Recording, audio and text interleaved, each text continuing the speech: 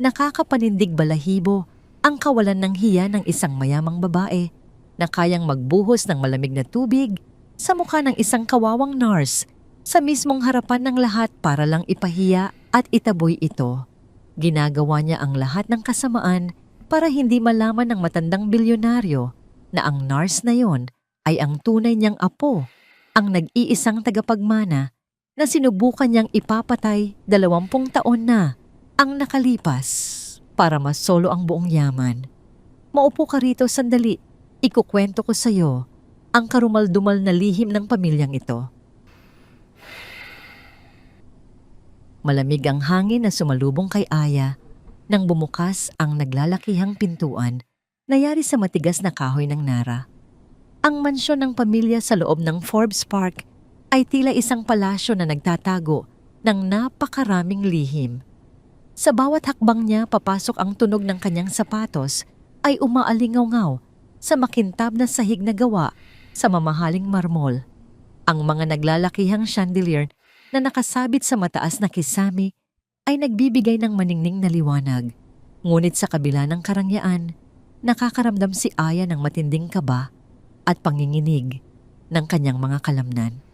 Ito ang kanyang unang araw bilang isang pribadong nurse para sa haligi ng pamilya, isang tanyag na bilyonaryo na nagmamay-ari ng malalaking daungan at mga lupain sa buong bansa.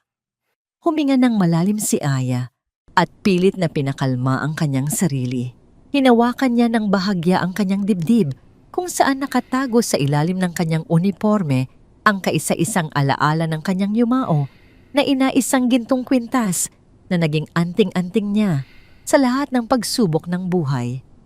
Habang naghihintay siya sa gitna ng malawak na sala, isang matalim na boses ng babae ang bumasag sa katahimikan. Tanong ng babae kung siya na ba ang bagong nurse na ipinadala ng ahensya. Lumingon si Aya at nakita ang isang gininang na pababa ng malapad na hagdanan. Siya ay si Patricia, ang pamangkin ng bilyonaryo at ang kasalukuyang nagpapatakbo ng mga negosyo ng pamilya.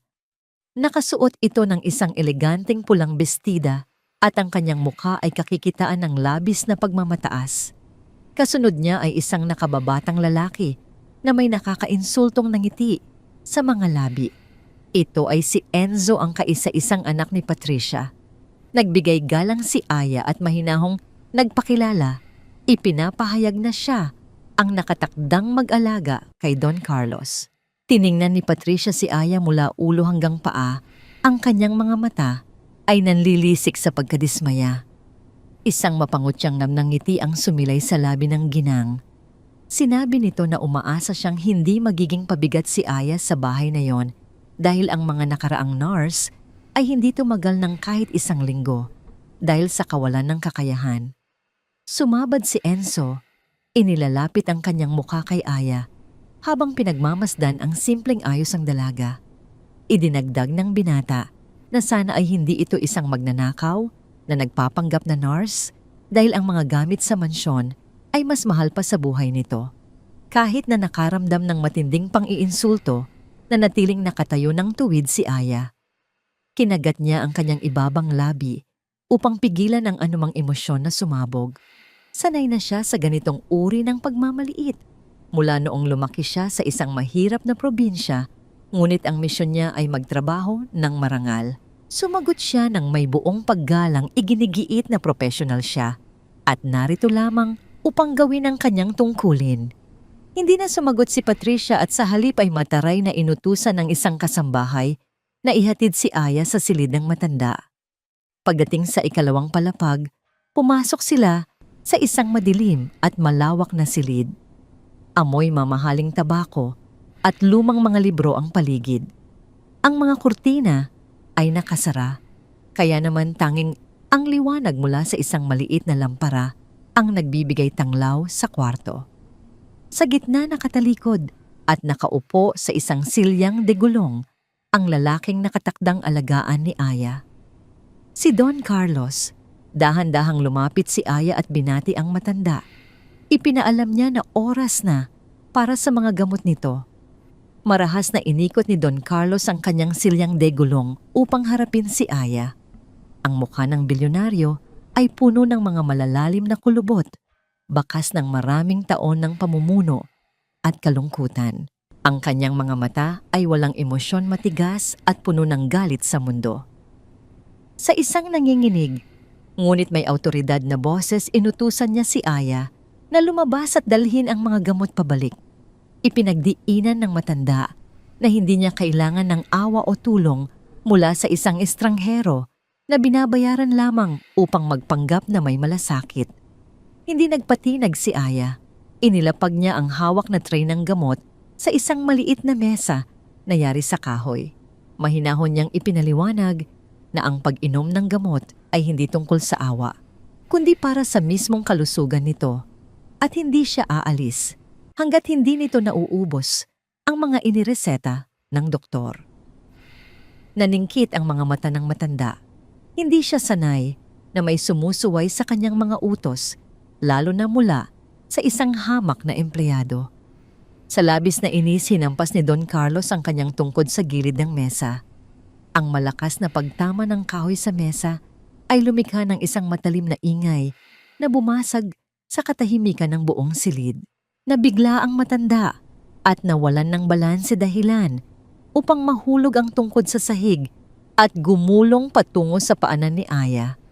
Agad na yumuko si Aya upang pulutin ang nahulog na tungkod, ngunit sa kanyang pagyuko, ang butones ng kanyang uniforme sa bandang leeg ay bahagyang bumuka.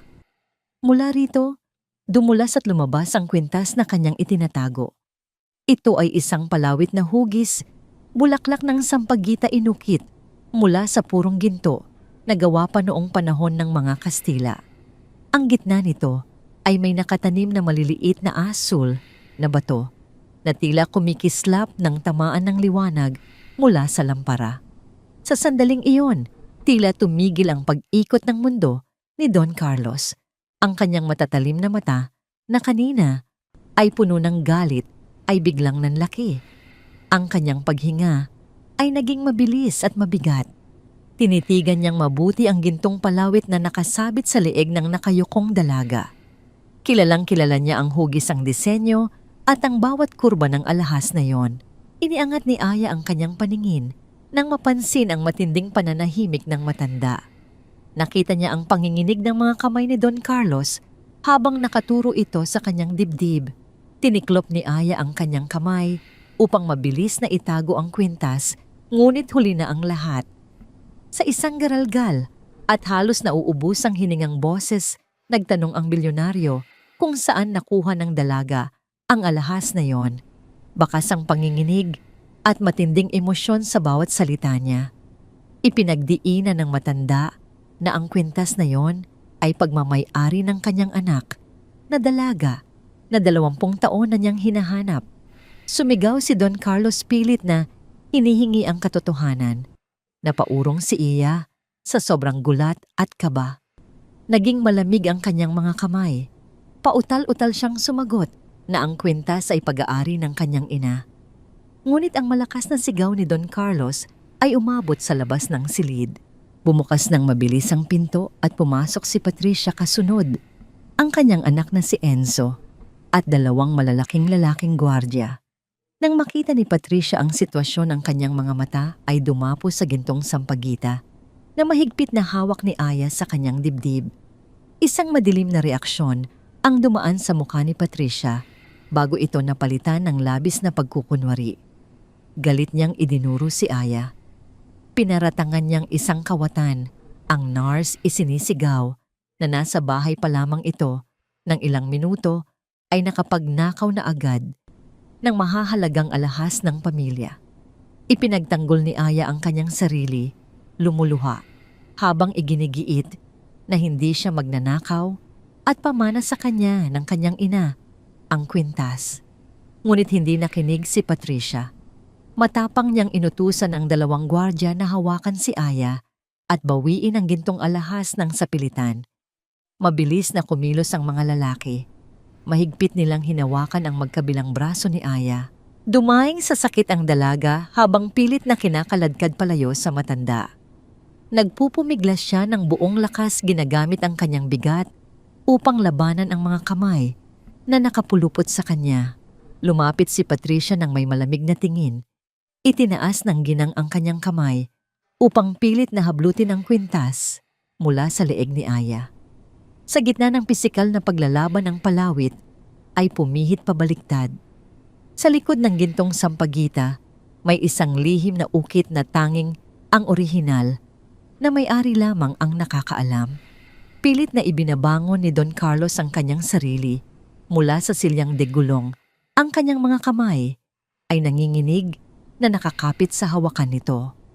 Ang kanyang mga mata ay nanlilisik at nakatitig sa mga ukit na letrang nakalantad sa likod ng palawit habang pilit na kinukuha ito ni Patricia. Isang malakas at dumadagundong na utos ang pinakawalan ng matandang bilyonaryo. Pinatitigil ang lahat sa kanilang ginagawa habang ang katotohanan ay tila isang malakas na bagyong nagbabadya sa loob ng mansyon. Sa gitna ng magulong sitwasyon, patuloy na nagpupumiglas si Aya laban sa mahigpit na pagkakahawak ng dalawang malalaking gwardya. Ramdam niya ang sakit sa kanyang mga braso na tila nababali sa sobrang higpit ng pagkakapilipit ng mga ito. Wala siyang pakialam sa pisikal na hapdi. Ang tanging nasa isip niya ay protektahan ang kaisa-isang alaalang iniwan sa kanya ng kanyang ina. Inilapit ni Patricia ang kanyang kamay. Sa leeg ni Aya ang kanyang mahahabang kuko ay halos bumaon na sa balat ng dalaga. Pilit niyang hinahablot ang gintong palawit. Dahil sa matinding takot at galit, ginamit ni Aya ang lahat ng kanyang natitirang lakas upang bawiin ang kanyang katawan. Sa isang malakas na pag-iyak na nagmumula sa kailaliman ng kanyang dibdib, isinigaw niya na hindi siya magnanakaw at ang kwintas na iyon ay pag-aari ng kanyang inang si Joy. Ang pangalang iyon ay tumama kay Don Carlos na tila isang malakas na kidlat na yumanig sa kanyang buong pagkatao. Ipinag-utos ng bilyonaryo na bitawan ng mga gwardya ang dalaga.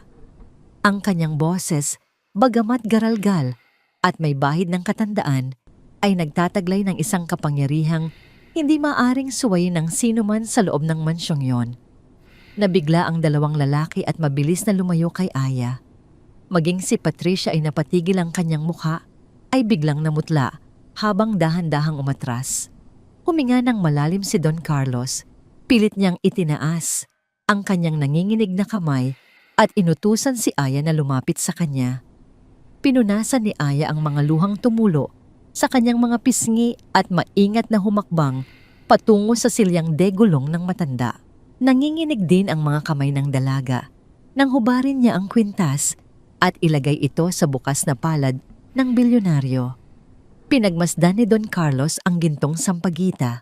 Dahan-dahan niyang binaliktad ang palawit upang basahin ang maliliit na letrang nakaukit sa likuran nito.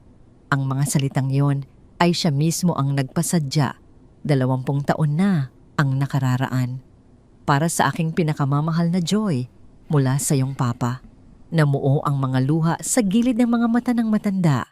Ang kanyang matigas na puso na matagal nang naging manhid dahil sa kalungkutan at galit sa mundo ay biglang nanlambot. Tumingala siya at tinitigan ang mukha ni Aya. Hinanap niya ang mga bakas ng kanyang nawalay na anak sa mga mata, hugis ng ilong at panga ng dalaga. May isang pamilyar na kislap sa mga mata nito na hindi niya maaaring itanggi. Ngunit hindi makakapayag si Patricia sa nangyayari. Mabilis siyang lumapit sa kanyang tiyuhin. Ang boses ay puno ng pagkukunwari at pag-aalala. Sinubukan niyang kumbinsihin ang matanda na baka napulot lamang ng hamak na nurse ang kwintas o di kaya ay binili mula sa isang sanglaan upang gamitin sa pang-eskandalo. Iginigiit niya na hindi dapat magpadala sa emosyon ang matanda dahil marami ang nagkukunwari sa panahon ngayon upang makakuha ng pera. Hindi pinansin ni Don Carlos ang pamangkin. Sa halip pinindot niya ang isang maliit na buton sa gilid ng kanyang silya. Makalipas ang ilang sandali, bumukas ang pinto at pumasok si Arturo, ang pinunong gwardya at pinagkakatiwala ang matalik na kaibigan ng matanda. Si Arturo ay isang lalaking may kulay abong buhok, tuwid ang tindig at may bakas ng disiplina ng isang dating sundalo. Iniutos ni Don Carlos kay Arturo na tawagan ang pinakamagaling na laboratorio sa Maynila.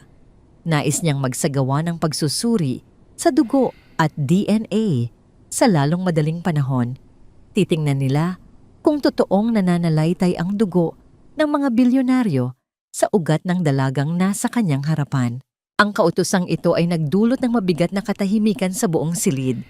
Tumango si Arturo bilang pagsang-ayon at agad na inalalayan si Aya palabas upang kumuha ng mga kinakailangang sampol. Habang naglalakad palabas, naramdaman ni Aya ang nakakapasong tingin ni Patricia na nakabaon sa kanyang likuran. Isang tingin na nangangako ng matinding panganib. Kinaumagahan tila naging isang malaking bilangguan para kay Aya ang mansyon. Pinayagan siyang manatili sa isang maliit na silid sa likod ng bahay habang hinihintay ang resulta ng pagsusuri. Kahit na ipinagbawal muna sa kanya ang pag-alaga kay Don Carlos, hindi maiwasan ni Aya na gawin ang kanyang mga tungkulin dahil sanay siyang kumilos at magtrabaho. Nang hapong yon, nagboluntaryo si Aya na ihatid ang tray ng pagkain at mga gamot sa kwarto ng matanda. Habang naglalakad siya sa mahabang pasilyo, nakasalubong niya si Enzo. Nakasandal ang binata, sa pader nakahalukip-kip at may mapangutyang nangiti na nakaguhit sa kanyang mukha. Hinarangan ni Enzo ang daanan. Pinagmasdan niya ang lumang sapatos ni Aya at ang murang telang ginamit sa kanyang damit. Sinimulan niyang kutsain ang dalaga, sinasabing napakagaling nitong umarte bilang isang nawawalang apo. Ipinagmalaki ng binata na kahit anong mangyari, mananatiling isang maruming daga si Aya na nagmula sa estero at hinding-hindi ito tatanggapin ng altalipunan. Nanatiling tahimik si Aya, sinusubukang iwasan ang panunukso ng binata. Humakbang siya pakaliwa upang lumagpas, ngunit sinadya ni Enzo na ihakbang din ang kanyang paa upang harangan siya. Sa isang mabilis at sadyang pag-ikot, malakas na binunggo ni Enzo ang balikat ni Aya. Nawalan ng balanse si Aya. Ang hawak niyang pilak na tray ay kumawala sa kanyang mga kamay. Isang malakas na kalansing ng nabasag na baso at mga nagkalat na plato ang umalingaw-ngaw sa pasilyo. Tumapon ang mainit na sabaw sa sahig at gumulong ang mga mamahaling tableta patungo sa sulok ng dingding. Ngumiti ng nakakaloko si Enzo habang nakatingin sa nagkalat na dumi. Inutusan niya si Aya na lumuhod at linisin ang kalat tulad ng isang alipin. Idinagdag niya na iyon ang tunay na lugar ng dalaga, ang nakayuko sa sahig at naglilinis ng dumi ng mga mayayaman.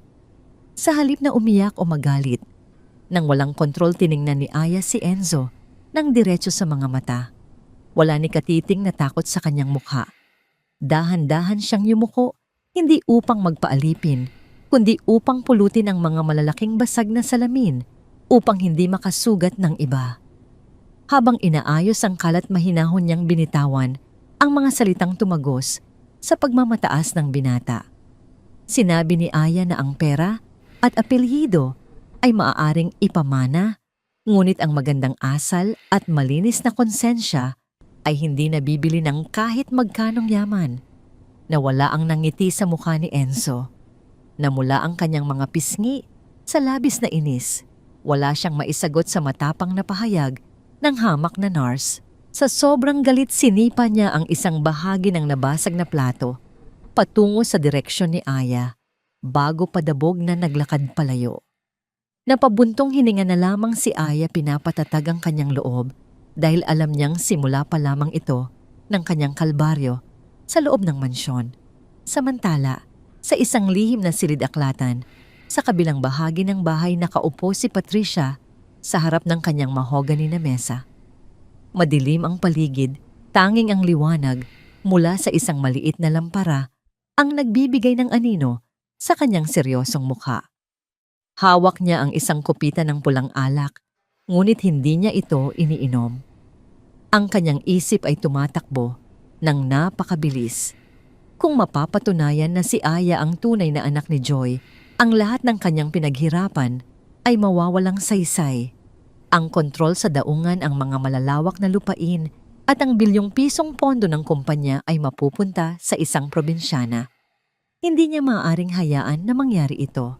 Mas ginusto niyang ibaon ang katotohanan kasama ng alaala ng kanyang kapatid na si Joy. Sa ilalim ng lupa, 20 taon na ang nakararaan. Walang sino man ang makakasira ng kanyang imperyo. Kinuha niya ang kanyang telepono at nag-dial ng isang pribadong numero na matagal na niyang hindi tinatawagan. Makalipas ang 3 pagring, isang pamilyar na boses ng lalaki ang sumagot sa kabilang linya. Ito ang direktor ng laboratorio kung saan ipinadala ni Arturo ang mga sampol ng dugo at DNA kaninang umaga. Sa isang mababa, ngunit mapanganib na tono, kinausap ni Patricia ang doktor. Pinaalalahanan niya ito tungkol sa malaking pondo na ibinibigay ng kanilang kumpanya para sa pananaliksik ng ospital nito taon-taon. Nilinaw niya na maaari niyang bawiin ang lahat ng suportang pinansyal at sirain ang karera ng doktor sa isang iglap kung hindi nito susundin ang kanyang ipag-uutos. Inilatag ni Patricia ang kanyang kondisyon nang walang anumang pag-aalinlangan. Inutusan niya ang direktor na palitan ang opisyal na dokumento. Anuman ang lumabas na totoong resulta, ang tanging papel na dapat makarating sa kamay ni Don Carlos bukas ng umaga ay naglalaman ng negatibong konklusyon. Walang ugnayan ng dugo, walang kapamilya. Nakinig siya sa pag-aalangan ng doktor sa kabilang linya, ngunit alam niyang ang takot at kasakiman ay palaging mananaig. Nang makuha niya ang pagsang-ayon nito, dahan-dahan niyang ibinaba ang telepono. Isang malamig at nakakakilabot na ngiti ang unti-unting gumuhit sa kanyang mga labi. Uminom siya ng isang lagok mula sa kanyang kopita, malasang-malasa ang tagumpay. Kinabukasan, sisiguraduhin niyang itatapon ang babaeng iyon palabas ng bahay at babalik sa normal ang kanyang marangyang buhay. Ang katotohanan ay mananatiling isang kasinungalingan at si Aya ay muling magiging isang walang kwentang ulila.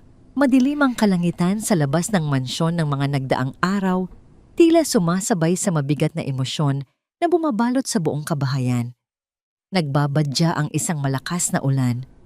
Sa loob ng malawak na sala, ang katahimikan ay nakakabingi habang nakatayo ang lahat at hinihintay ang pagbubukas ng isang puting sobre. Hawak ito ni Don Carlos sa kanyang nanginginig na mga kamay. Nakatayo sa kanyang likuran si Arturo, ang tapat na pinunong gwardya, habang sa kabilang panig ay nakaupo sina Patricia at Enzo. Si Aya ay nakatayo. Sa isang gilid, pinipisil ang kanyang sariling mga daliri dahil sa matinding kaba. Ito na ang sandaling magpapatunay ng kanyang tunay na pagkatao. Dahan-dahang pinunit ng matandang bilyonaryo ang dulo ng sobre. Kinuha niya ang opisyal na dokumento mula sa sikat na laboratorio at inilabas ang kanyang salamin upang basahin ang nilalaman. Bawat segundo ay tila isang buong taon para kay Aya. Pinagmasdan niya ang mukha ng matanda. Umaasang makikita niya ang pagliwanag ng mga mata nito, ang pag-asa ng isang lolo na nahanap na ang kanyang nawawalang dugo at laman. Ngunit unti-unting nawala ang kulay sa mukha ni Don Carlos. Ang kanyang mga balikat na kanina ay nakataas. Dahil sa pag-asa ay biglang bumagsak. Ibinaling niya ang kanyang paningin sa papel pabalik kay Aya at muli sa papel. Ang kanyang mga mata ay napuno ng matinding kalungkutan at pagkabigo.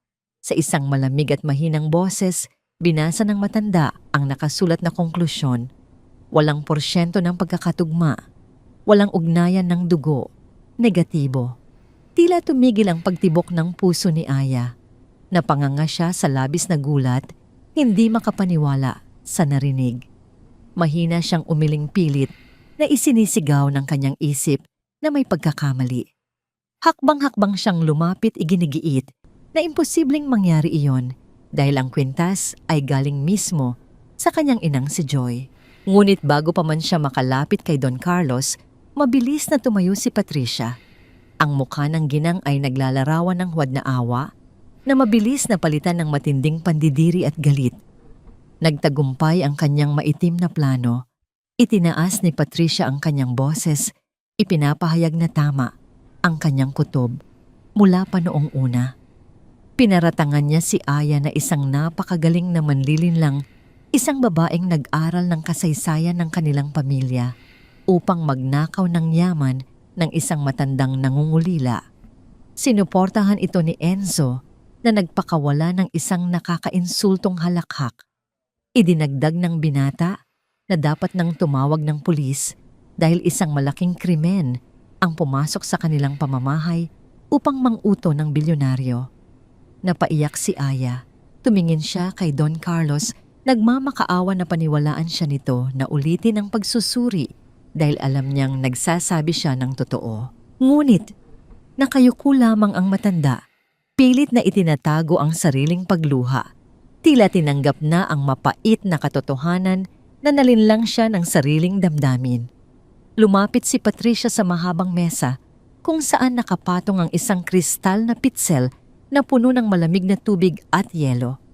Sa isang mabilis at marahas na galaw, kinuha niya ito at walang pasabing ibinuhos ang buong nilalaman nito ng direkta sa mukha ni Aya.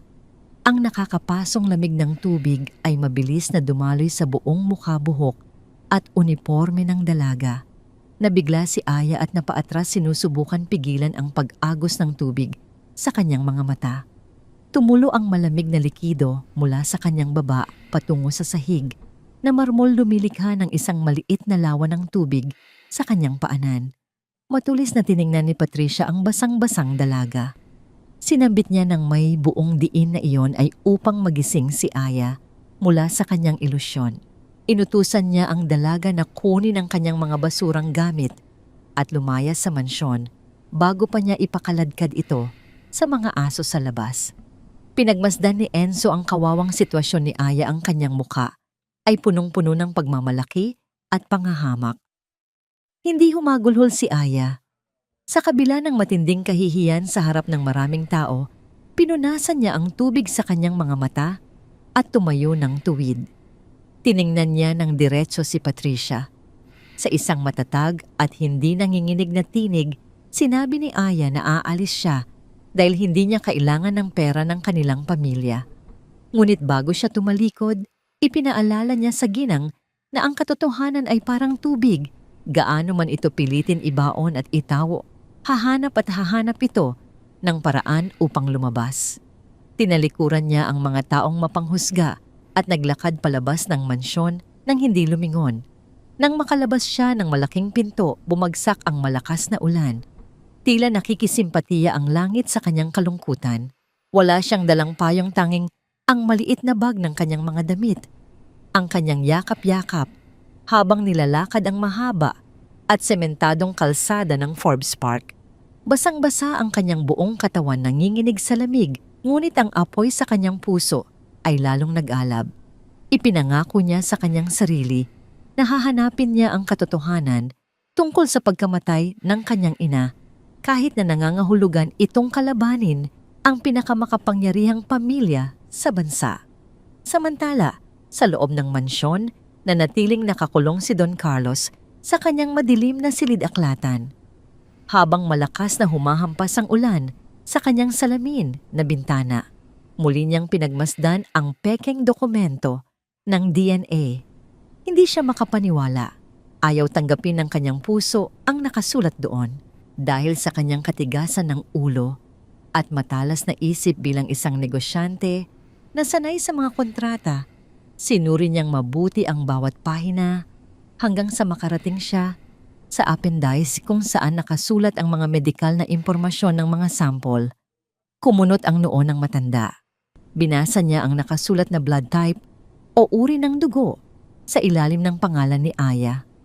Nakasaad doon na ang dalaga ay may uri ng dugo na AB positive.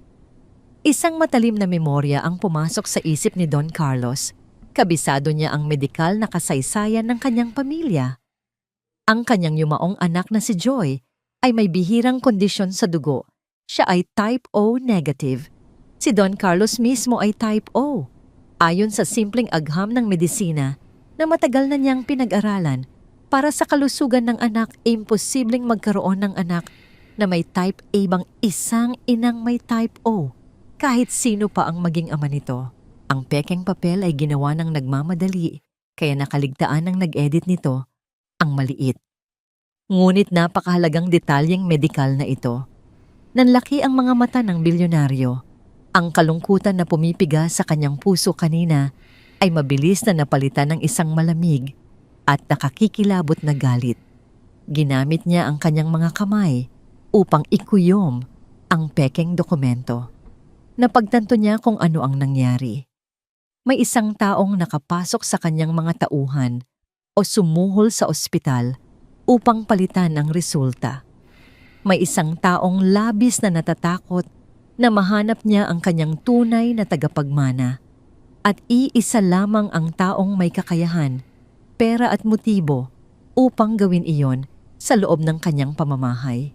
Ang kanyang pamangkin na si Patricia. Huminga ng malalim si Don Carlos, pilit na kinokontrol ang nag-aapoy niyang galit upang hindi umatake ang kanyang sakit sa puso. Pinindot niya ang pribadong linya ng telepono sa kanyang mesa. Wala pang ilang sandali bumukas ang pinto at pumasok ang pinagkakatiwalaan niyang si Arturo.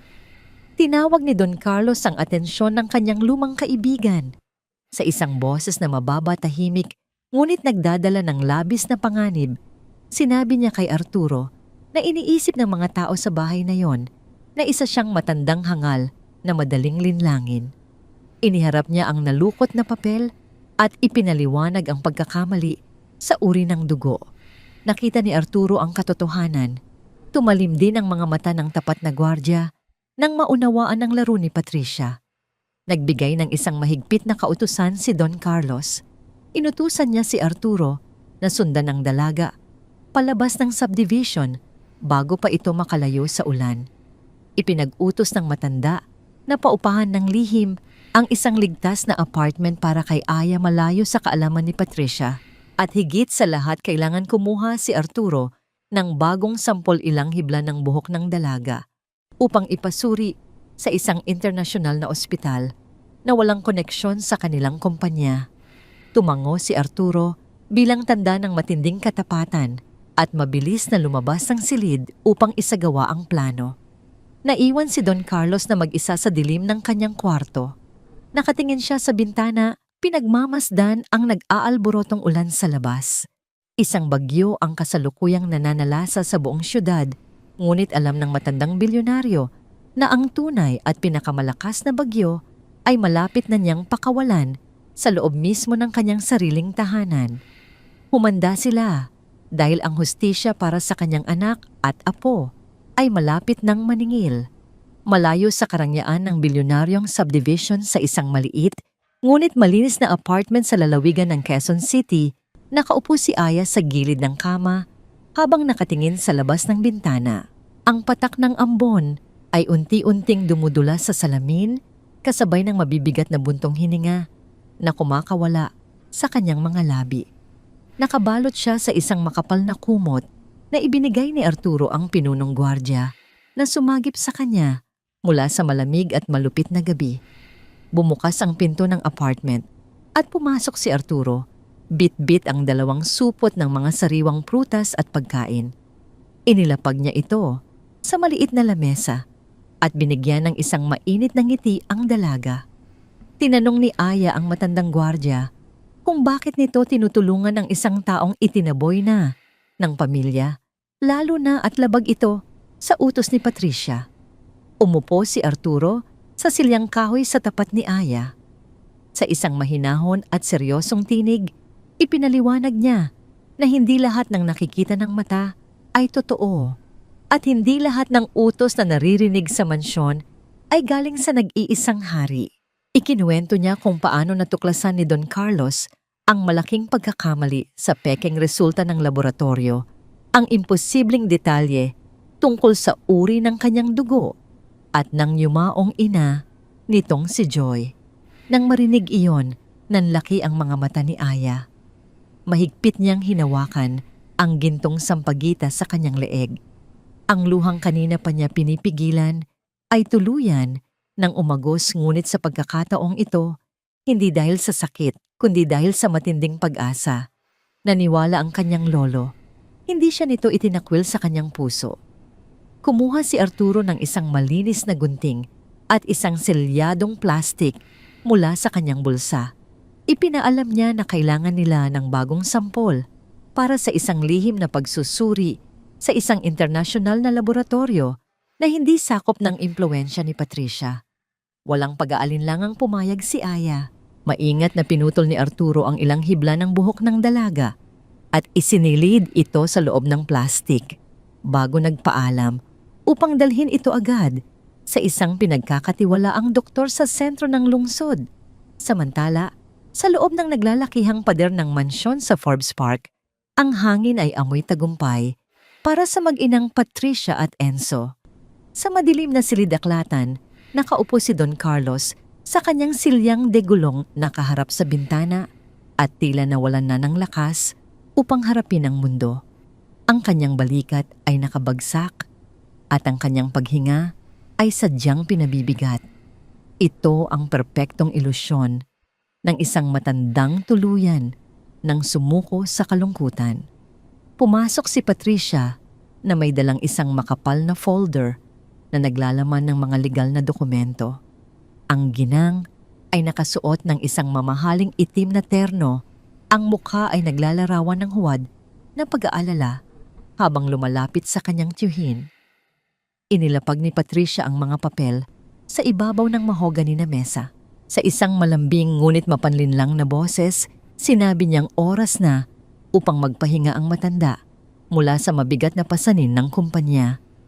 Ipinakita niya ang dokumento ng paglilipat ng kapangyarihan o deed of assignment kung saan isusuko ni Don Carlos ang buong kontrol ng mga daungan at mga lupain sa pangalan niya at ni Enzo. Ginamit niyang dahilan ang nangyaring iskandalo kay Aya.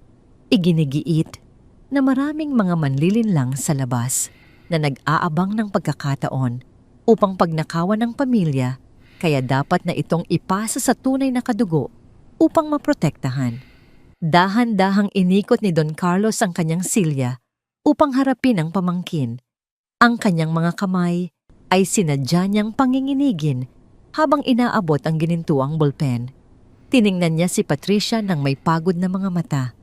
Mahina siyang umubo bago bumulong na kailangan niya ng ilang araw upang basahin ng maigi ang buong kontrata bago niya ito pirmahan. Bahagyang nangunot ang noo ni Patricia sa pagkadismaya, ngunit mabilis niyang ibinalik ang matamis niyang nangiti. Sumagot siya na naiintindihan niya ito, ngunit ipinaalala niyang hindi na makakapaghintay ang board of directors ng matagal. Naglakad siya palabas ng silid nang may banayad na hakbang na iwan ang ballpen sa ibabaw ng mesa. Sa isip ng ginang nasa loob na ng kanyang palad ang buong imperyo at kaunting paghihintay na lamang ang kailangan. Sa labas ng mansyon naririnig ang malakas na pag-arangkada ng makina ng isang bagong biling sports car na kulay pula. Bumaba si Enzo mula rito, may suot na mamahaling salamin at nagyayabang sa kanyang kausap sa telepono. Walang pakialam ang binata kung ang pera na kanyang ginamit ay nagmula sa pondong pang-emerhensya ng kumpanya. Para sa kanya sila na ang bagong may-ari ng lahat ng yaman. Pumasok si Enzo sa sala at inutusan ang mga kasambahay na mabilis na dalhan siya ng inumin at pagkain.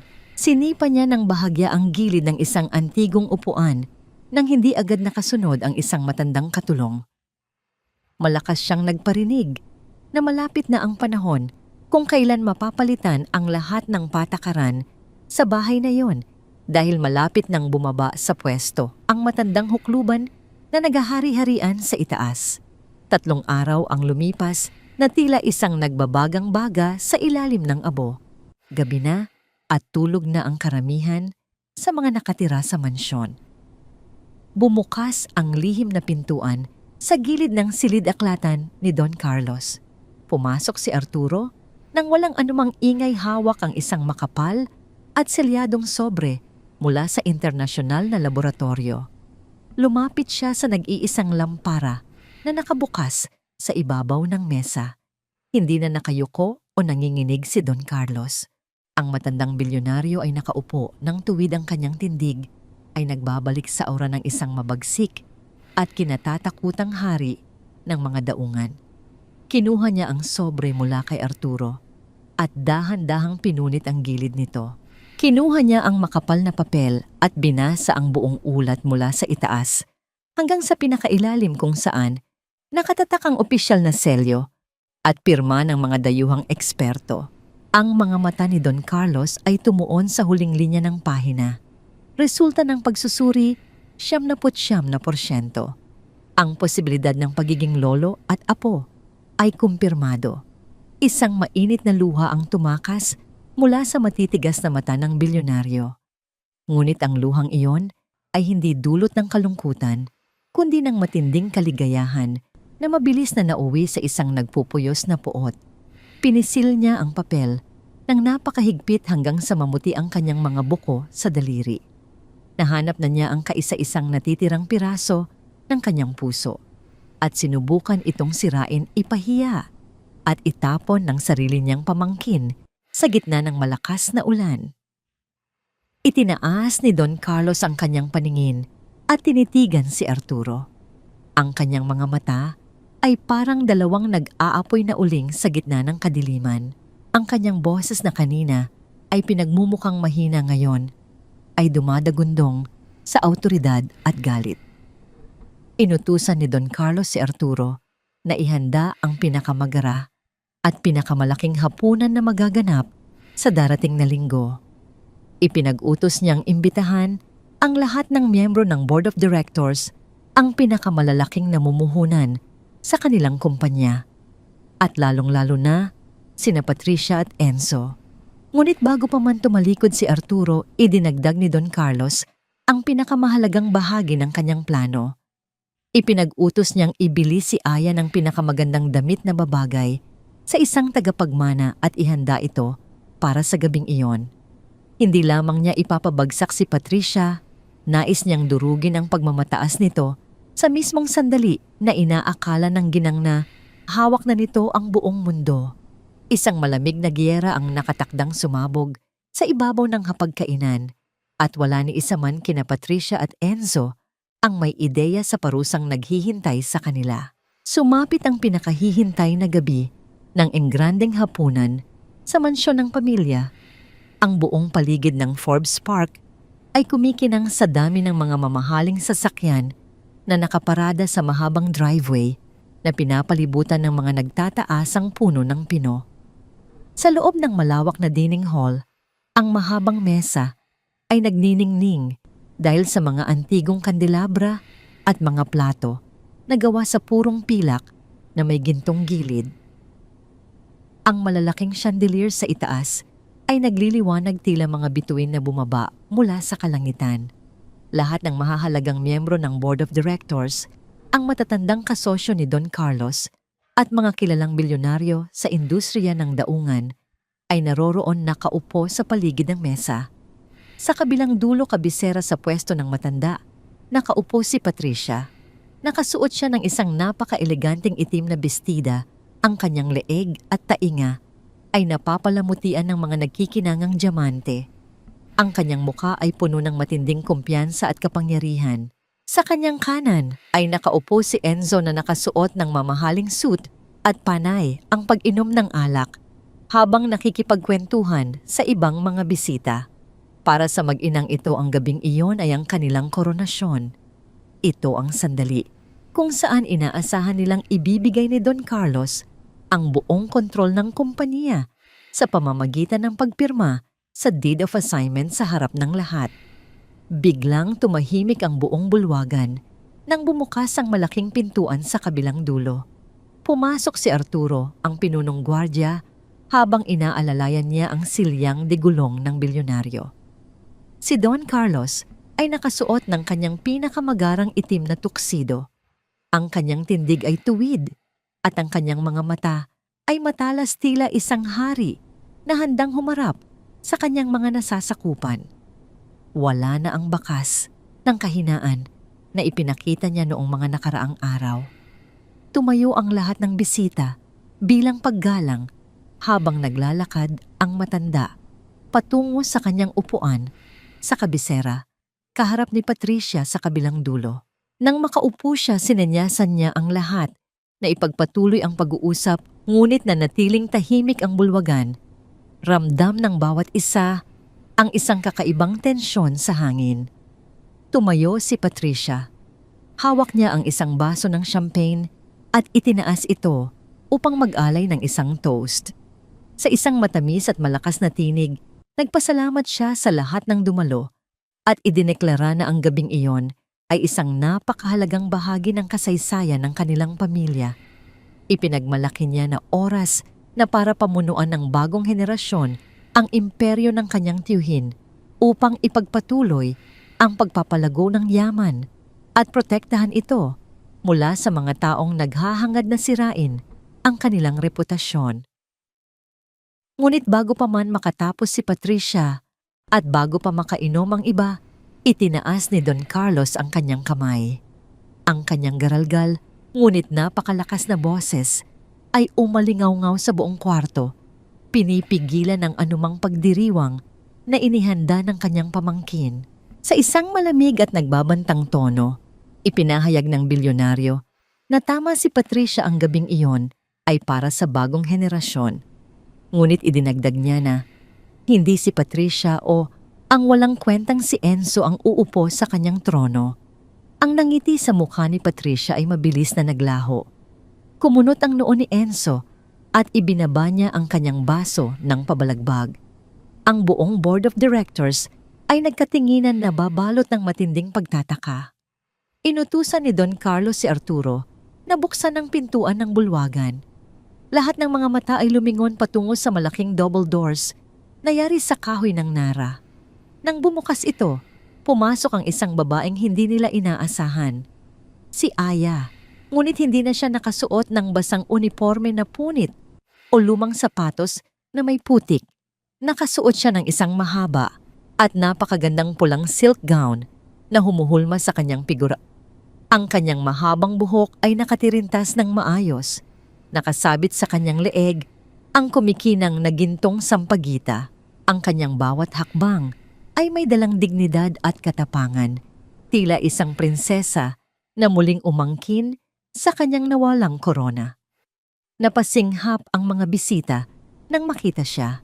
Nanlaki ang mga mata ni Patricia, tila nakakita ng multo na bumangon mula sa sementeryo. Si Enzo ay napatayo mula sa kanyang upuan, hindi makapaniwala sa transformasyon ng babaeng nilait niya noong mga nakaraang araw. Lumapit si Aya sa tabi ng silyang de gulong ni Don Carlos at tumayo ng buong taas noo. Kinuha ng matandang bilyonaryo ang isang makapal na folder na inilabas ni Arturo mula sa kanyang bulsa at inihagis ito ng malakas sa ibabaw ng mahabang mesa. Ang tunog ng pagbagsak ng papel ay umalingaw-ngaw sa buong bulwagan. Itinuro ni Don Carlos ang mga dokumento at inihayag ng malakas na ang laman ng folder na yon ay ang opisyal na resulta ng DNA. Mula sa isang kilalang laboratorio sa ibang bansa.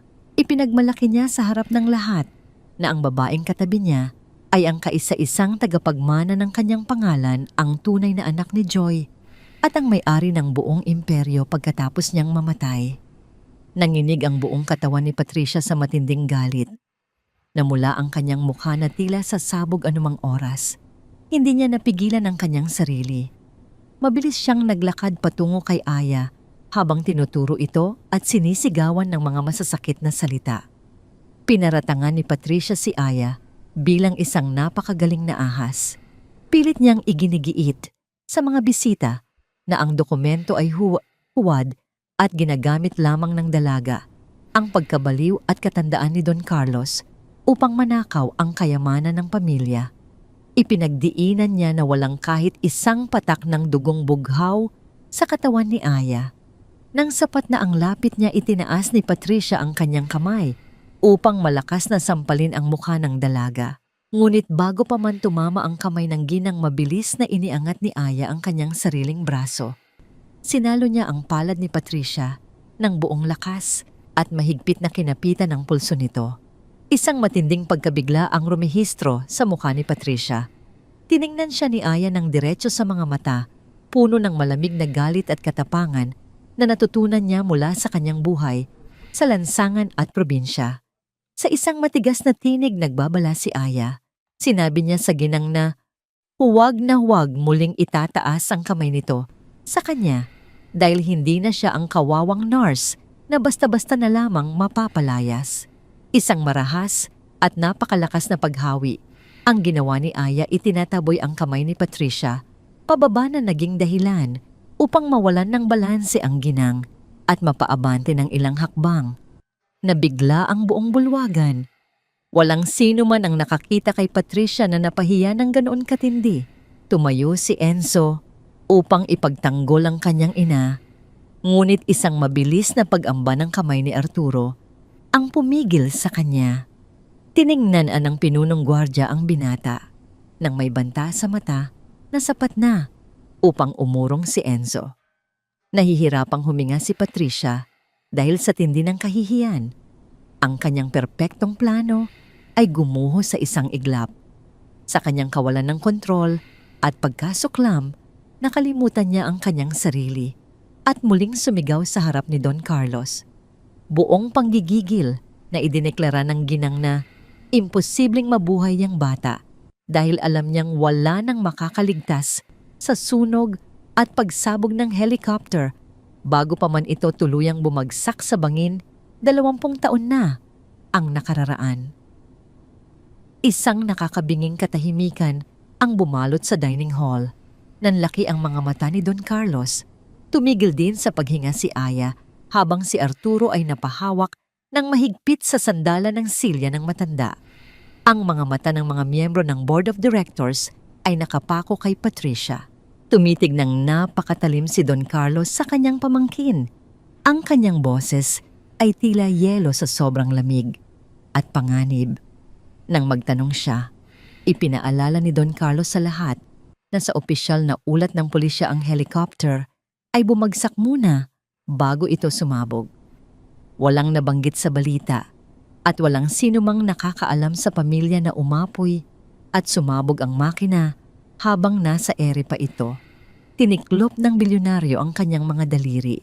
Itinanong niya kay Patricia isa-isa ang bawat salita, kung paano nalaman ng ginang ang ganoong detalye, gayong wala ito sa lugar ng sakuna at hindi pa inilalabas ng awtoridad ang ganoong teorya. Biglang namutla si Patricia. Tila siya pinagbagsakan ng langit. Narealize niya ang malaking pagkakamaling lumabas mula sa kanyang sariling bibig. Ang kanyang mga labi ay nanginginig habang sinusubukang maghanap ng palusot, ngunit walang salita ang nais lumabas. Ang kanyang mata ay palipat-lipat mula kay Don Carlos, kay Aya at sa mga nakatinging bisita.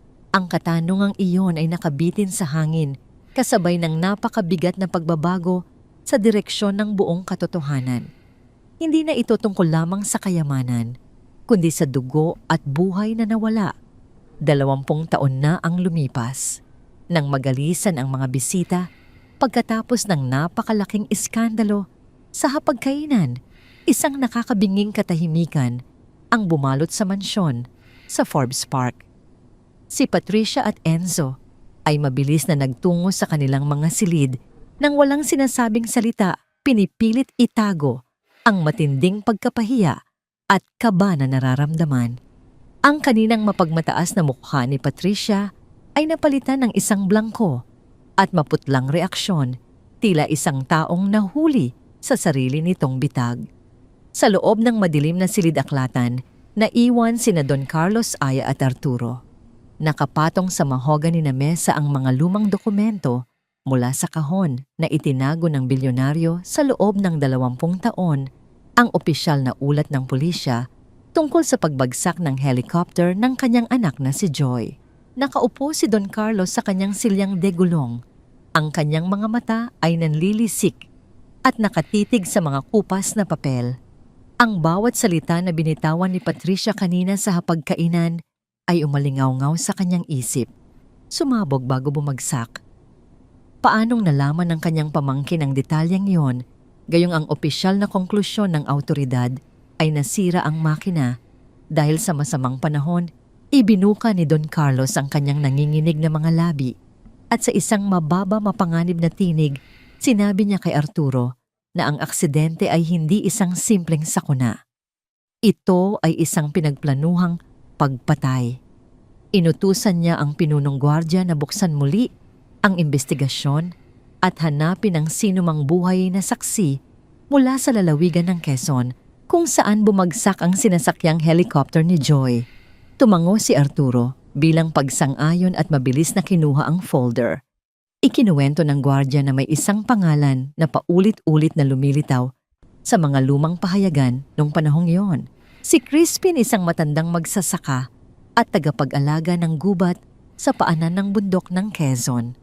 Siya ang unang nakakita sa pinangyarihan at ang nag-ulat sa mga awtoridad, ngunit bigla itong nawala at hindi na muling nagpakita pa upang tumestigo sa formal na investigasyon. Tumayo si Aya mula sa kanyang inuupuan at lumapit sa mesa.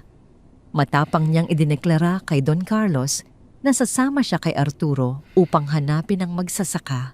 Ipinagdiinan niya na karapatan niyang malaman kung sino ang pumatay sa kanyang ina at kung paano siya nakaligtas mula sa trahedyang yon bilang isang sanggol. Kahit na nag-aalala, hindi nagawang pigilan ng bilyonaryo ang apo. Nakita niya sa mga mata ni Aya ang parehong apoy at katigasan ng ulo na taglay ng kanyang yumaong anak. Nagbigay siya ng basbas at pinagsabihan si Arturo na protektahan ang dalaga kahit anong mangyari.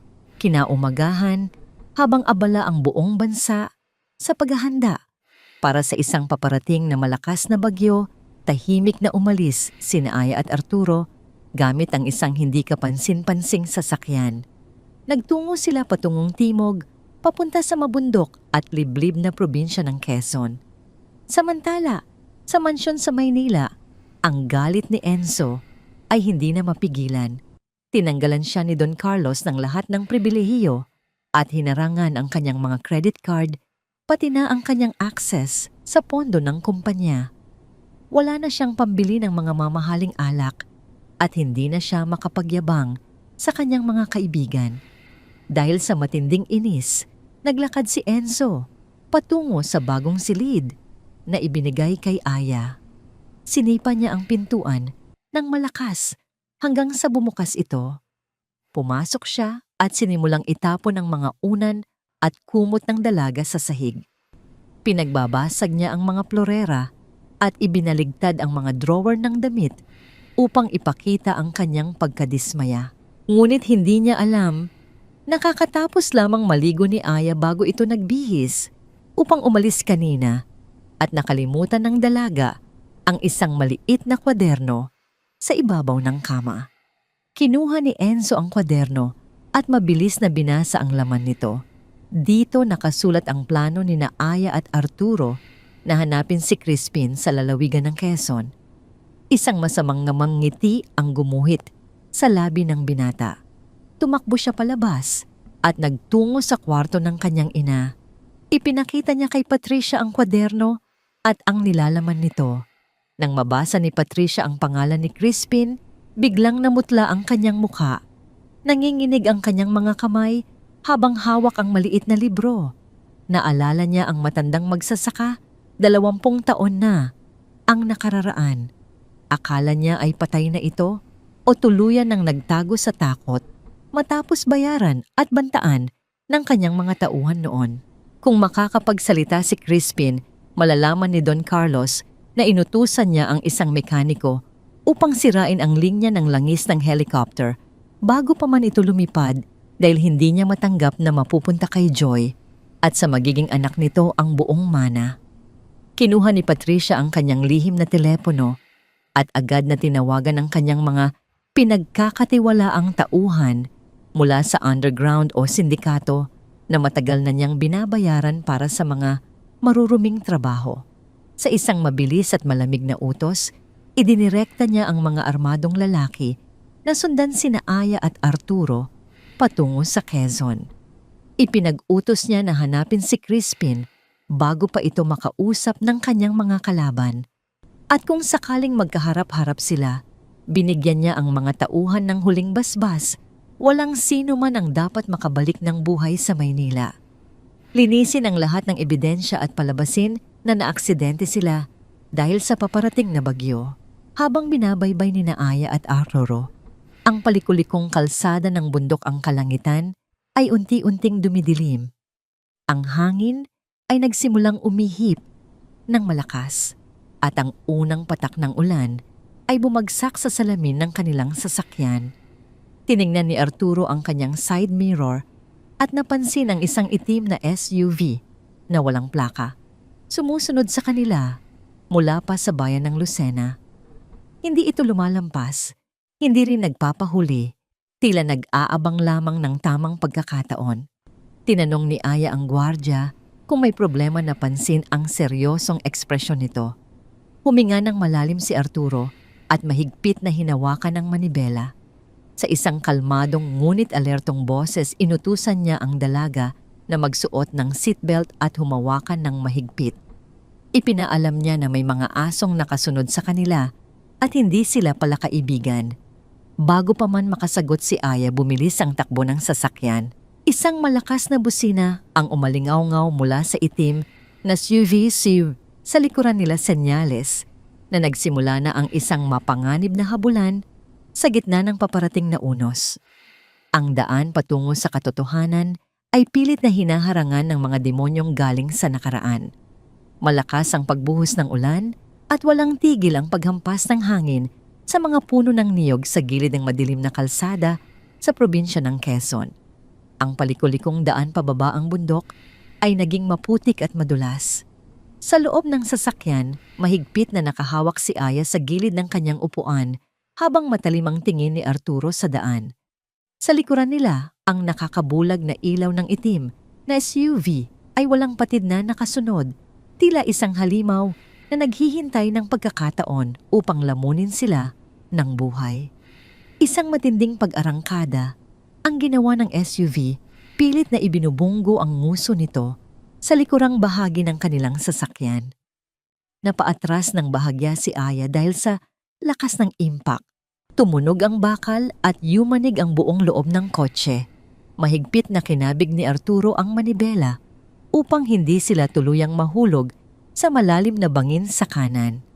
Sa isang mabilis at kalkuladong galaw, iniutos ni Arturo kay Aya na yumuko. Wala pang isang segundo, pinatay ng dating sundalo ang mga ilaw ng kanilang sasakyan.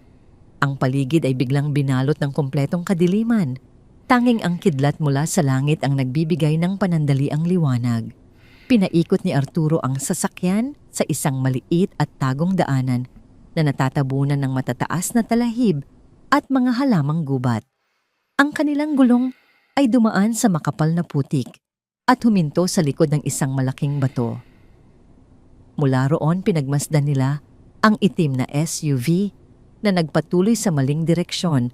Mabilis na lumampas sa kalsadang iniwan nila dahil sa pagkataranta at limitadong paningin sa gitna ng bagyo. Nakahinga ng maluwag si Aya. Tumingin siya kay Arturo. Ang mukha ay basang-basa ng pawis sa kabila ng lamig ng hangin mula sa labas. Tumango ang matandang gwardya at sinabing kailangan na nilang ipagpatuloy ang paghahanap bago pa mapagtanto ng mga tauhan ni Patricia na nalinlang sila at bumalik sa tamang ruta. Iniwan nila ang kotse at nagpasya na maglakad patungo sa isang liblib na sitio kung saan huling nakita ang lumang address ni Crispin. Ang bawat hakbang sa putik ay tila may pabigat at ang ulan ay walang awang sumasalpok sa kanilang mga mukha. Ginamit nila ang isang maliit na flashlight na hawak ni Arturo habang maingat na iniiwasan ang mga natumbang sanga at puno. Makalipas ang halos isang oras na paglalakad, natanaw nila ang isang maliit na kubo na gawa sa nipa at kahoy. Ngunit ang kalagayan nito ay hindi maganda. Ang pintuan ay nakabukas at ang mga pader ay tila puwersahang sinira. Tumakbo sina Aya at Arturo papalapit sa kubo. Pagpasok nila, tumambad sa kanila ang isang magulong paligid. Ang mga lumang gamit, mga pinggan at damit ay nagkalat sa sahig. Ang maliit na lamesang gawa sa kawayan ay nakataob. May mga bakas ng sariwang putik mula sa mabibigat na sapatos at sirang kasangkapan, isang malinaw na senyales na may mga taong nauna sa kanila at nanira ng lugar. Habang nagliliwanag ang flashlight, sa bawat sulok napansin ni Aya ang isang bakas ng madilim na likido sa sahig na kahoy. Dugo. Sinundan niya ito gamit ang kanyang paningin hanggang sa mapansin ang isang lumang banig na nakatabon sa isang tagong bahagi ng sahig sa likod ng kusina. Tinawag niya si Arturo. Sa pamamagitan ng mabilis at magkasanib na puwersa, hinawi nila ang banig at binuksan ang isang maliit na pinto o trapdoor na gawa sa kahoy pababa sa isang hukay. Dito tumambad sa kanila ang matinding kalagayan ng magsasakang si Crispin. Ang matandang lalaki ay nakahandusay sa basang lupa. Ang kanyang mukha ay puno ng pasa at ang kanyang puting buhok ay namumuo sa sariwang dugo na nagmula sa isang malaking sugat sa kanyang ulo. Hirap na hirap itong huminga at ang kanyang mga mata ay halos hindi na maidilat sa tindi ng sakit at panghihina. Hindi nagdalawang isip si Aya. Ginamit niya ang kanyang kaalaman at kasanayan bilang isang nurse. Agad siyang tumalon pababa sa hukay. Kinuha niya ang malinis na tuwalya mula sa bag na ibinigay ni Arturo at mabilis na diniinan ang sugat sa ulo ng matanda upang pigilan ang patuloy na pagdurugo. Tinanong ni Arturo ang magsasaka kung ano ang nangyari. Sa isang garalgal at napakahinang boses, nagkwento si Crispin ng putol-putol. Sinabi niya na ilang oras lamang ang nakalilipas nang dumating ang mga armadong lalaki na naghahanap ng mga lumang ebidensya mula sa sakuna. 20 taon na ang nakararaan. Hinahanap nila ang matandang magsasaka upang patahimikin ito ng tuluyan. Pinagbubugbog nila si Crispin gamit ang kanilang mga baril. Iniwan itong nag-aagaw buhay dahil akala nila ay patay na ito matapos mahulog sa hukay. Hinawakan ni Aya ang magaspang at nanginginig na kamay ni Crispin. Ipinakilala niya ang kanyang sarili. Sinabing siya ang nurse ni Don Carlos at dumating siya upang hanapin ang katotohanan tungkol sa pagkamatay ng kanyang ina, ang babaeng nakasakay sa helicopter. Nang marinig ni Crispin ang salitang anak at helicopter, biglang dumilat ang kanyang mata na may halong takot, awa at pag-asa.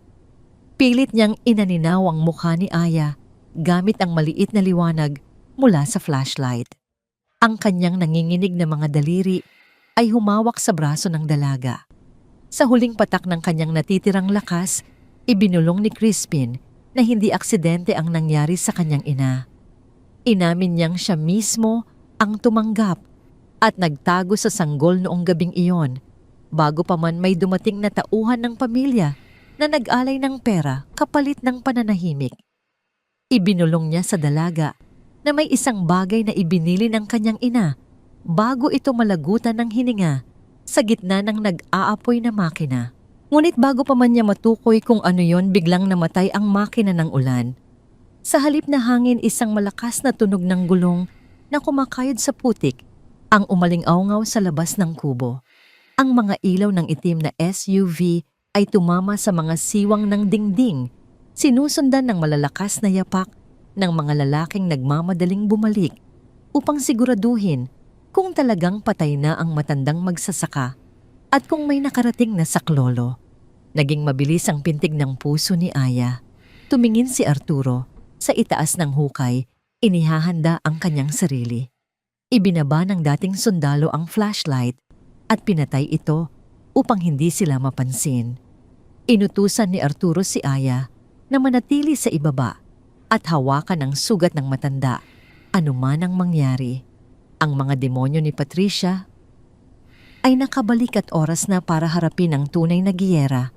Nagmadaling umakyat pabalik si Arturo sa unang palapag ng kubo, nagtatago sa dilim ng pader, nag-aabang sa pagpasok ng mga armadong mamamatay tao sa gitna ng walang tigil na ulan. Ang bagyo sa labas ay pumapasok na sa loob. Ang malakas na tunog ng pagbagsak ng pintuan ay yumanig sa buong kubo, kasabay ng pagpasok ng dalawang matangkad at malalaking lalaki na nakasuot ng itim na jacket. Ang kanilang mga muka ay nababalot ng dilim at galit, at ang isa sa kanila ay may hawak na mamahabang tubo na gawa sa bakal. Basa ang kanilang mga damit at ang putik mula sa kanilang sapatos ay kumalat sa sahig na kahoy. Tingnan ninyo kung buhay pa ang matanda. Hindi tayo aalis hanggat hindi natin natatapos ang utos ni Ma'am Patricia. Utos ng isa sa kanila, sa kanyang kasama, ang boses ay malakas at walang anumang awa. Mula sa kadiliman sa gilid ng pader, tahimik na nakamasid si Arturo.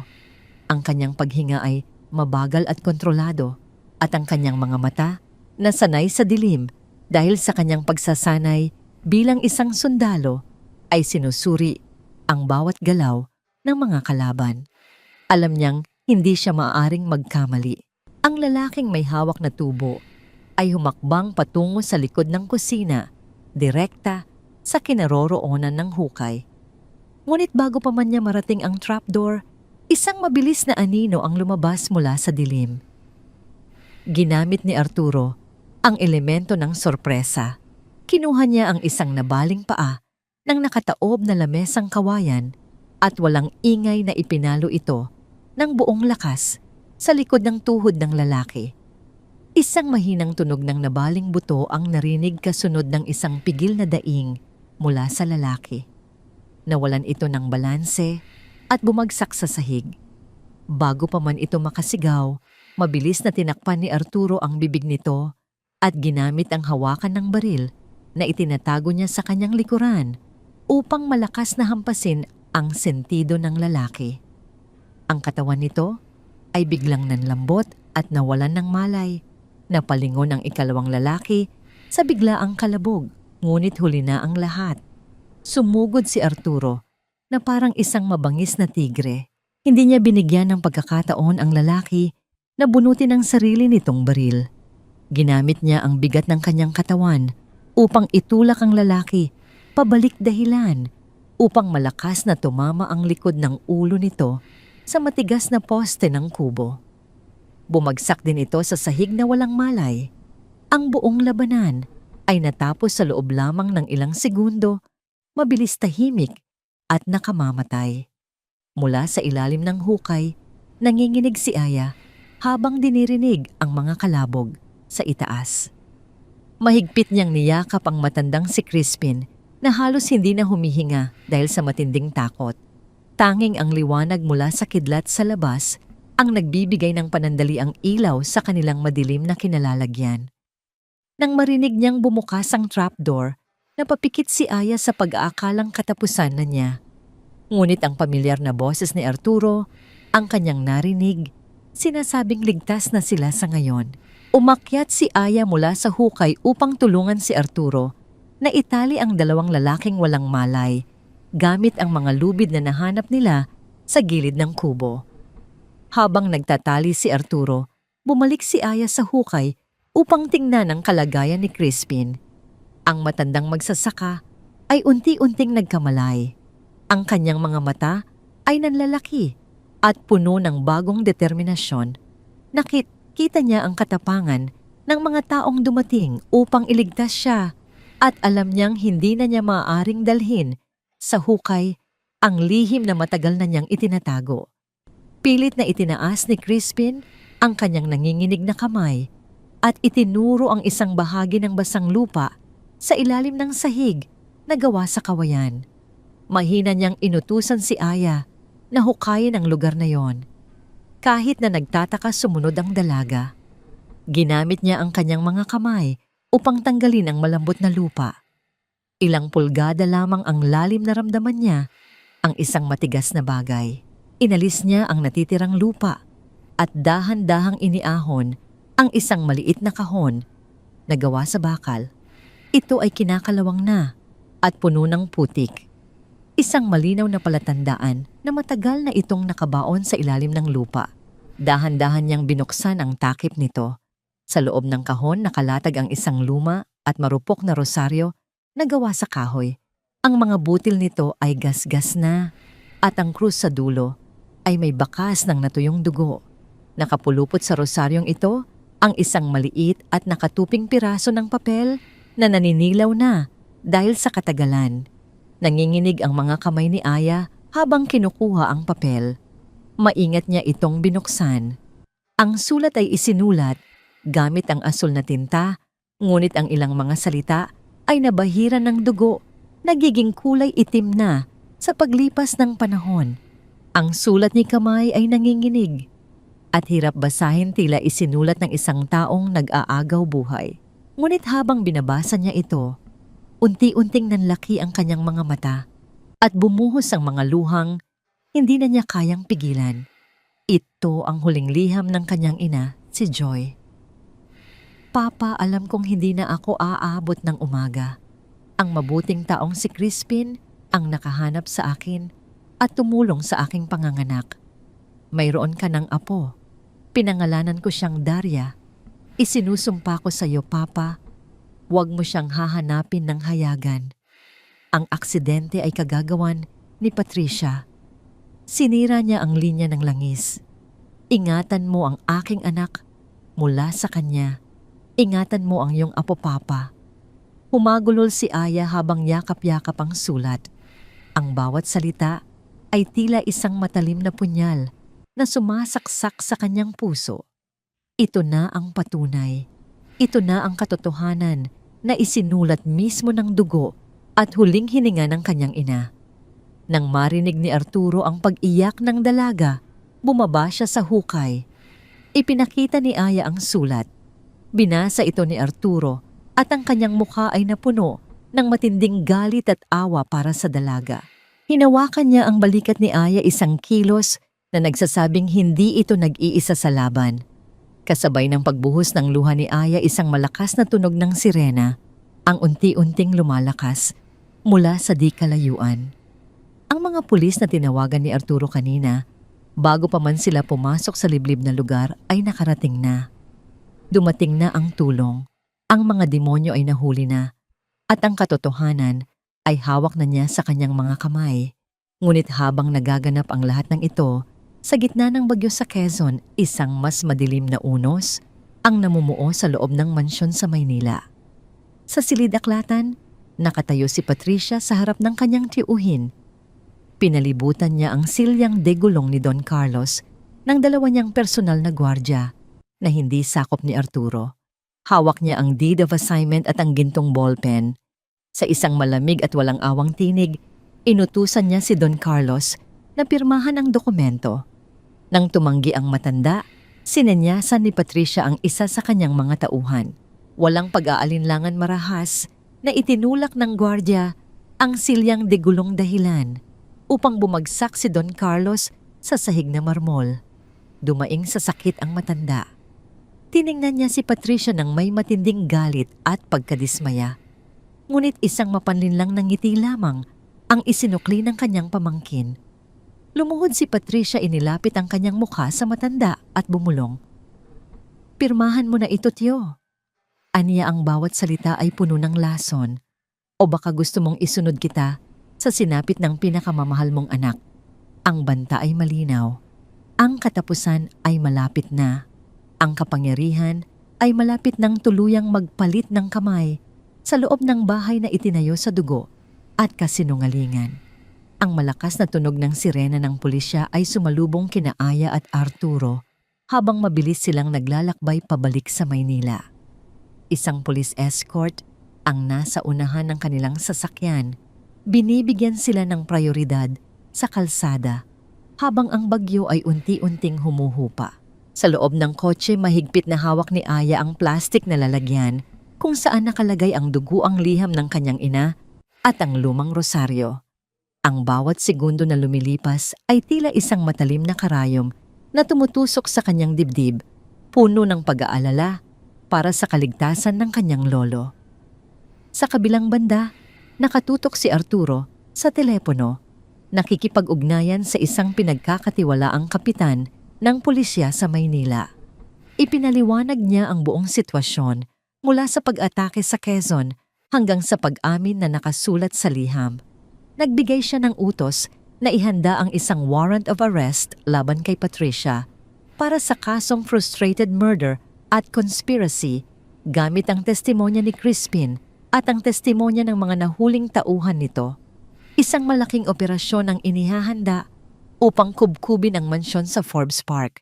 Samantala, sa loob ng marangyang silid-aklatan, ang hangin ay puno ng tensyon at takot. Nakahandusay pa rin si Don Carlos sa malamig na sahig na marmol.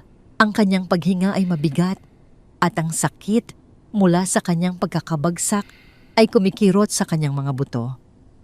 Nakatayo sa kanyang harapan si Patricia, ang muka ay naglalarawan ng isang halimaw na nawalan na ng lahat ng pasensya. Sa likuran niya ang kanyang dalawang tapat na gwardiya ay nakabantay na parang mga estatwa handang sumunod sa anumang utos. Huling pagkakataon na ito, Tio. Sabi ni Patricia, ang kanyang boses ay malamig na parang yelo. Pirmahan mo ang mga papel na ito o sisiguraduhin kong sa sementeryo na ang susunod mong destinasyon. Sa kabila ng kanyang pisikal na panghihina, tinitigan ni Don Carlos ang kanyang pamangkin nang may matinding galit.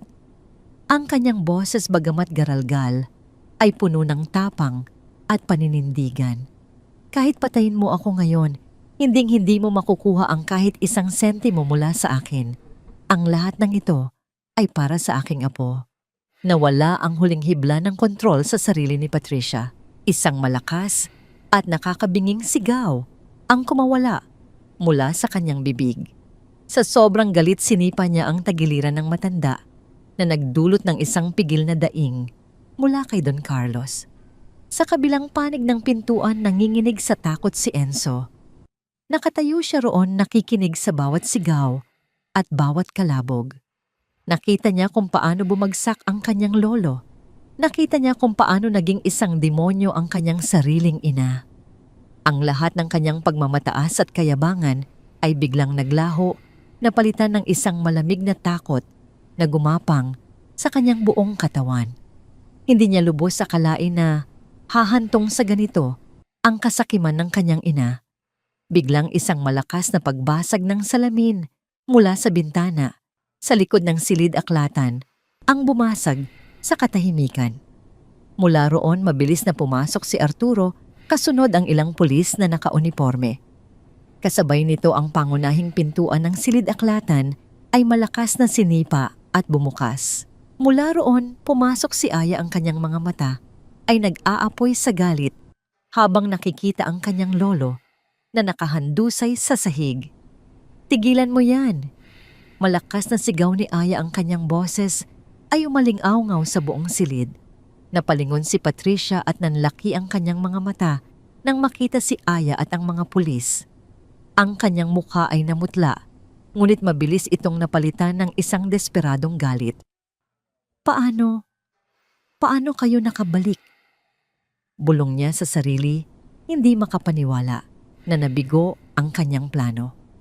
Tumakbo si Aya patungo sa kanyang lolo. Inaalalayan itong umupo habang sinusuri kung may malubhang pinsala ito. Tumingin si Don Carlos sa kanyang apo at sa kabila ng sakit, isang ngiti ng ginhawa ang sumilay sa kanyang mga labi. Itinuro ng kapitan ng pulisya si Patricia. "Ginang Patricia, sumama ka sa amin. Ikaw ay inaaresto sa salang pagtatangkang pagpatay." Ngunit sa halip na sumuko, tila tuluyan nang nawala sa katinuan si Patricia. Tumingin siya kay Aya na parang isang hayop na nasukol. Sa isang mabilis at mabangis na galaw, sumugod siya patungo kay Aya. Ang kanyang mga daliri ay tila mga kuko na handang dumungis sa mukha ng dalaga. Ikaw ang may kasalanan ng lahat ng ito. Dapat ay namatay ka na kasama ng iyong ina." Sigaw niya. Hinawakan ni Patricia ang leeg ni Aya at sinimulang sakalin ito ng buong lakas. Nagpumigla si Aya, sinusubukang alisin ang mga kamay na pumipiga sa kanyang lalamunan. Ginamit niya ang kanyang siko upang itulak ang tiyan ni Patricia, ngunit napakalakas ng pagkakahawak nito. Nang makita ito, ginamit ni Don Carlos ang lahat ng kanyang natitirang lakas. Kinuha niya ang mabigat na libro na nahulog sa sahig at ipinalo ito sa likod ng binti ni Patricia. Nawalan ng balanse ang ginang at sa pagkakataong yon ginamit ni Aya ang lahat ng kanyang bigat upang itulak si Patricia palayo. Malakas na tumalsik si Patricia paatras. Tumama ang kanyang likod sa isang malaking estante na puno ng mga babasaging palamuti at mga antigong libro. Isang nakakabinging tunog ng nabasag na salamin at bumagsak na mga bagay ang umalingaw-ngaw sa buong silid. Napasigaw sa sakit si Patricia habang bumabagsak siya sa sahig na papalibutan ng mga bubog. Sa gitna ng kaguluhan, humakbang si Aya papalapit. Hindi niya pinansin ang mga sugat sa kanyang leeg. Mula sa kanyang bulsa, dahan-dahan niyang inilabas ang nakatuping liham. Itinaas niya ito sa ere upang makita ng lahat, lalo na ni Patricia. "Hindi ka na makakatakas, tita." Sabi ni Aya, ang kanyang boses ay nanginginig, ngunit puno ng determinasyon. Ang katotohanan ay isinulat mismo ng dugo ng aking ina. Dahan-dahan niyang binasa nang malakas ang bawat salita mula sa liham. Habang naririnig ni Patricia ang mga salitang isinulat ni Joy, 20 taon, na ang nakararaan ng kanyang mukha ay unti-unting nawalan ng kulay. Ang kanyang mga mata ay nanlaki sa matinding takot at pagkabigla. Tumingin siya sa duguang papel, pagkatapos ay kay Aya. Ang huling hibla ng kanyang pagtatanggol ay tuluyan ng gumuho. Ang liham na yon ang naging huling pako sa kanyang kabaong. Ang ebidensyang hindi na niya kayang itanggi. Ang kasinungalingan na matagal niyang itinago ay lumabas na sa liwanag at handa na itong sunugin siya ng buo. Ang imperyong itinayo niya sa kasakiman ay guguho na sa kanyang mismong harapan. Ang bawat salita mula sa liham ni Joy na binasa ni Aya nang may nanginginig, ngunit malinaw na tinig ay tumagos sa bawat sulok ng silid-aklatan na tila isang matalim na kutsilyo. Nang matapos si Aya, isang nakakabinging katahimikan ang bumalot sa paligid. Lahat ng mga mata ay nakatutok kay Patricia na nakaupo sa sahig. Sa gitna ng mga nabasag na bubog, ang kanyang mamahaling damit ay may bahid na ng dugo mula sa maliliit na sugat. Ang mukha ng ginang ay blangko, tila hindi na kayang iproseso ng kanyang isip ang bigat ng katotohanan na bumagsak sa kanya. Ang kanyang mga mata ay nakatitig sa kawalan. Ang reyna ng imperyo, ang babaeng kinatatakutan at iginagalang sa mundo ng negosyo ay tuluyan ng natalo. Dahan-dahang lumapit ang 2 pulis. Maingat nilang itinaas si Patricia mula sa pagkakasubsob. Ang kanyang mga kamay na dati puno ng mga diamanting singsing ay pinagsalikop sa kanyang likuran. Isang matigas at malamig na tunog ng metal ang narinig ng isara ang posas sa kanyang mga pulso. Sa sandaling iyon, tila nagising si Patricia mula sa kanyang pagkatulala. Isang malakas at nakakakilabot na sigaw ang kumawala mula sa kanyang lalamunan, isang sigaw na puno ng galit, pagkabigo at purong kabaliwan. Nagpumigla siya na parang isang mabangis na hayop, pilit na kumakawala sa pagkakahawak ng mga pulis. "Hindi bitawan ninyo ako. Akin ang lahat ng ito. Akin." Paulit-ulit niyang isinisigaw habang kinakaladkad siya palabas ng silid. Iwinaksi na niya ang lahat ng kanyang dignidad at paggalang sa sarili. Ang maskara ng isang sopistikadang ginang ay tuluyan ng nahulog, inilalantad ang tunay na mukha ng isang desperadong kriminal. Habang dinadaan siya sa harap ni Enzo na nakatayo malapit sa pintuan at nanginginig sa takot, tumigil si Patricia at tinitigan ang kanyang anak. Sa isang tinig na puno ng kamandag, isinumpa niya si Enzo. Sinisisi ito sa kanyang kahinaan at kawalan ng silbi. Ang huling sinag ng pagmamahal ng isang ina ay tuluyan ng namatay, napalitan ng walang katapusang pagkamuhi. Pagkatapos, Ibinaling niya ang kanyang nanlilisik na mga mata kay Aya. Magsisi ka. Sisirain ko ang buhay mo mula sa kulungan. Tandaan mo yan. Iyon ang huli niyang banta bago siya tuluyang kinaladkad palabas ng mansyon kung saan naghihintay ang mga sasakyan ng pulis at ang mga kumikislap na ilaw ng kamera mula sa media na mabilis na nakaamoy ng malaking balita. Nang mawala na si Patricia, isang mabigat na katahimikan ang naiwan. Si Enzo ay napaluhod sa sahig, humahagulgol na parang isang batang nawalan ng lahat.